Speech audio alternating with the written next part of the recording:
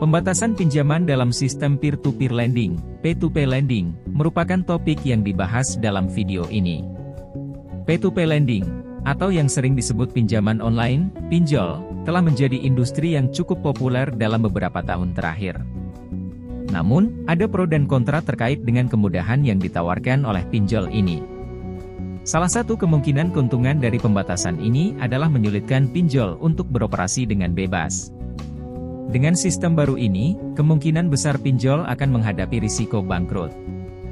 Jika sistem tersebut berjalan dengan baik pada tahun ini, pinjol tidak akan lagi dapat secara sembarangan mencairkan pinjaman kepada peminjam yang sebenarnya tidak memenuhi syarat. Beberapa pinjol seringkali melonggarkan aturan atau standar operasional untuk menarik minat nasabah, karena keuntungan mereka berasal dari denda dan bunga yang dibayarkan oleh nasabah.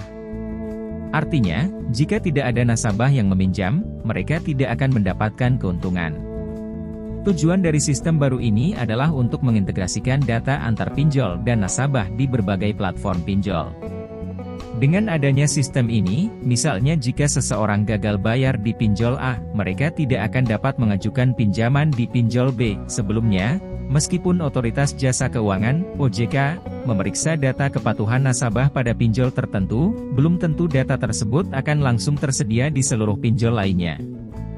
Dalam hal ini, sistem baru akan memperjelas bahwa seseorang sedang gagal bayar di pinjol tertentu, sehingga pemberian pinjaman besar di pinjol lain juga akan terbatas.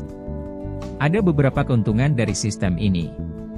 Pertama, akan ada kompetisi antara pinjol A dan pinjol B dalam memberikan pelayanan yang baik kepada nasabah, seperti proses yang sesuai dengan SOP yang baik.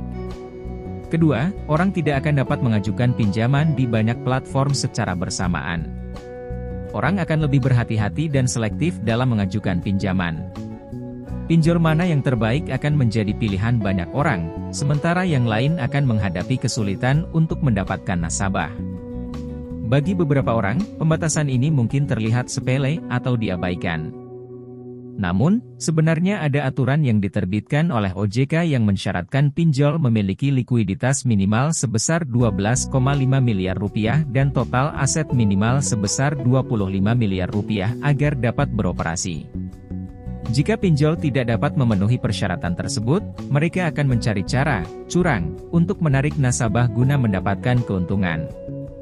Dengan sistem baru ini, kemungkinan penjual tidak akan dapat melakukan tindakan seperti itu, karena sistem akan membuka transparansi data dan mencegah praktik pinjol yang merugikan nasabah. Pembatasan ini memiliki potensi untuk mengurangi jumlah pinjol ilegal yang dapat beroperasi. Pinjol ilegal yang tidak memenuhi harapan atau persyaratan minimum untuk mendapatkan izin dari OJK berisiko gulung tikar satu persatu.